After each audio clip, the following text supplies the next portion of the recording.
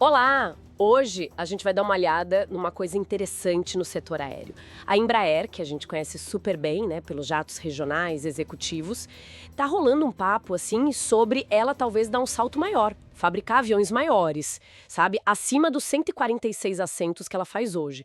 A gente está com um artigo aqui que detalha bem isso, a posição da Embraer, os desafios, resultados financeiros. E a nossa missão aqui é tentar entender, né, qual a estratégia real por trás disso, o que está pegando de obstáculo e o que esperar para o futuro, baseado nisso tudo. E a pergunta que fica no ar, assim, no mercado é: por que agora? O que levaria a Embraer a pensar nisso justo neste momento? Ainda mais com aquela história toda da Boeing, o 737 MAX, será que é uma janela de oportunidade? Ok, vamos investigar isso. Olha, o que é fascinante aqui é justamente esse contraste, né? Entre o que o mercado especula e o que a Embraer diz oficialmente. Porque sim, tem pressão, tem cliente perguntando, e aí, um avião maior?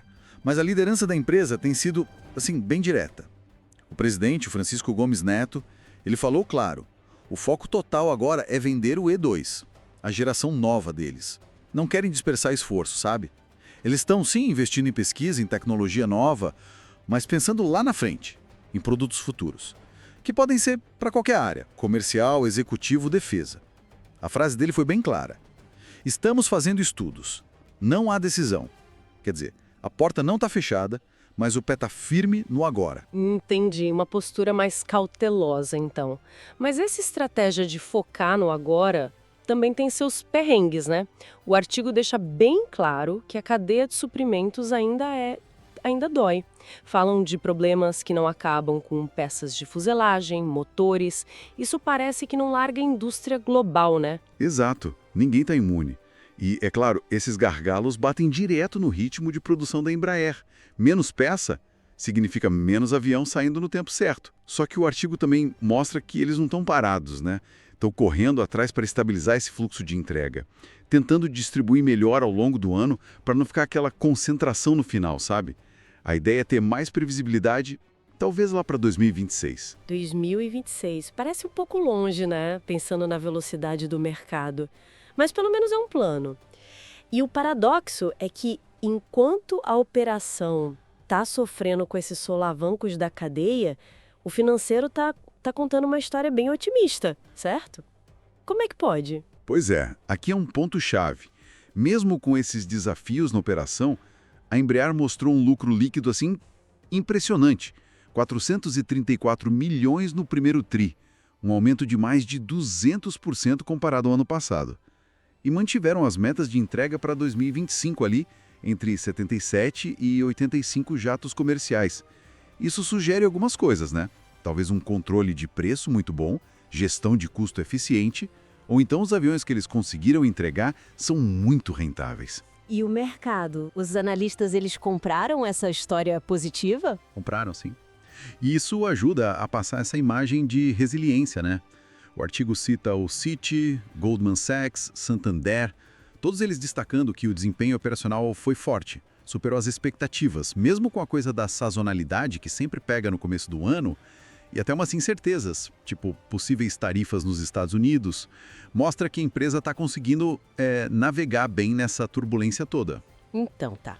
Enquanto ela gerencia a produção do I2 e fica estudando o futuro dos comerciais, a Embraer não tira o olho de outras coisas. O artigo fala bastante da expansão internacional e da defesa, né? Com foco na Índia. Correto, a Índia aparece como um mercado bem estratégico agora. Tem campanhas de venda fortes lá. Tanto para o cargueiro militar, o KC-390, falam um potencial gigante, tipo 40 a 80 unidades nos próximos 2 anos. Imagina! Quanto para o próprio jato comercial E2. Essa aposta na Índia é importante não só pelo volume, mas para diversificar, né? Sair um pouco da dependência dos mercados tradicionais e entrar forte num lugar que está crescendo muito, tanto em defesa quanto aviação civil. É uma jogada importante. Faz todo sentido essa diversificação, realmente. Então, para resumir a situação, a Embraer está naquela fase de estudar, sim, aviões maiores, mas sem bater o martelo, com foco total nas vendas do E2 agora. Ao mesmo tempo, está ali, lidando com desafios bem grandes na cadeia de suprimentos, tentando estabilizar a produção mais para frente e financeiramente, mostrando uma força notável e correndo atrás de oportunidades grandes em novos mercados, como esse da Índia. É um equilíbrio bem complexo, né? Entre o hoje e o amanhã. A necessidade óbvia de focar nas vendas do E2 para aproveitar o momento dele e todo o esforço para estabilizar a produção, qual será que é o debate real lá dentro da Embraer? Sobre o custo de verdade, o risco e talvez o mais crítico, qual o timing certo para de fato embarcar num projeto tão grande, de um avião bem maior justamente agora? Uma decisão que, nossa, não deve ser nada simples.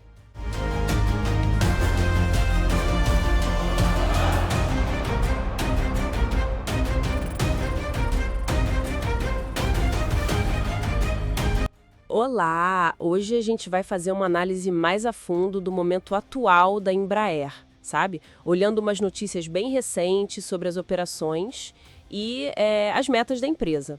Vamos focar bastante na expansão internacional, principalmente com o KC-390, e também nos objetivos financeiros deles. E para começar, tem uma notícia que chamou a atenção. O presidente da Embraer, o Francisco Gomes Neto, ele confirmou que estão negociando o cargueiro militar KC-390 com um número, assim, expressivo de países, algo entre 5 e 10. Ele não deu nomes, claro, mas disse que o negócio está andando. Isso é um sinal importante, né? Mostra que tem interesse real no mercado. E essas conversas, elas ganham peso quando a gente lembra das vendas recentes, né? Tipo para Lituânia, Portugal, Hungria, Áustria, Coreia do Sul também.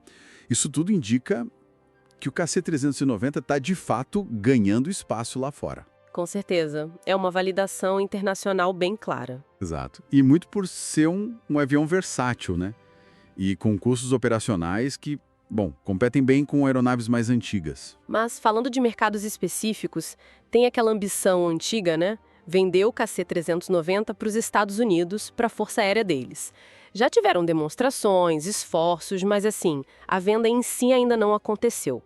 Quais seriam os obstáculos ali, na sua visão? Além da concorrência local, que a gente sabe que é forte. Olha, é um cenário complexo, tá? O mercado de defesa americano, ele é historicamente mais fechado, né? Dão preferência para a empresa local, tem requisitos muito específicos. A aposta da Embraer é que o desempenho que o KC-390 já mostrou em outras forças aéreas e essa capacidade multimissão dele possam ser a chave, né, para tentar quebrar essas barreiras. E essa busca por mercados estratégicos como os Estados Unidos está totalmente ligada, claro, às metas financeiras bem ousadas da Embraer. Falando nessas metas, então, o número que salta aos olhos é o objetivo de faturar 10 bilhões de dólares por ano até 2030. E a gestão parece querer isso até antes, né? Como é que isso se compara com o desempenho recente? Boa pergunta. Para a gente ter uma perspectiva, né? Em 2024, a receita foi recorde, 6,4 bilhões de dólares. A previsão para 2025 já está ali entre 7 e 7,5 bilhões. Então, assim, a meta dos 10 bilhões é ambiciosa, né? Mas ela se baseia numa trajetória de crescimento que já está bem sólida, né? E esse crescimento ele tem uma base bem concreta nas entregas de aviões, certo? A previsão é aumentar uns 17% no total de entregas em 2025, comparando com 2024. E o que me impressionou também foi o primeiro semestre de 2025, um aumento de 40% nas entregas em relação ao mesmo período do ano passado. O CEO até falou sobre nivelar a produção ao longo do ano, né? Exatamente. Essa capacidade de acelerar e depois equilibrar a produção é fundamental. E isso se conecta diretamente com vendas comerciais bem importantes que eles fecharam agora em 2025. Foram 45 jatos para uma companhia da Escandinávia, mais 15 para uma japonesa, e essa ainda pode pedir mais. E ainda tiveram negócios relevantes com a Airlink lá na África do Sul e a SkyWest nos Estados Unidos. O próprio presidente da Embraer diz que essas vendas recentes são cruciais e que vão mexer com os 10 bilhões previstos. Com todo esse movimento positivo, faz sentido a reação do mercado financeiro, né? As ações da Embraer passaram dos R$ 83 recentemente. É um recorde histórico.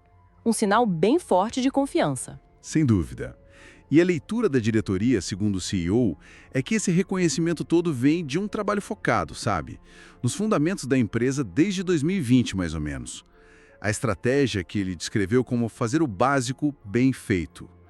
Isso envolveu controle de custo mais rigoroso, otimizar vendas, reduzir estoque e também fortalecer a cultura interna. Parece que é essa consistência, né, na execução e nos resultados ano após ano que está gerando essa segurança toda no mercado. Então, para resumir o cenário, a gente tem uma Embraer ganhando terreno lá fora com o KC-390, ainda de olho naquele mercado estratégico americano, ao mesmo tempo perseguindo metas financeiras bem robustas que são apoiadas por crescimento real nas entregas e nas vendas comerciais, e tudo isso sendo validado pelo mercado com as ações em alta histórica. Precisamente. É um panorama bem positivo. E isso nos leva a uma reflexão interessante, né?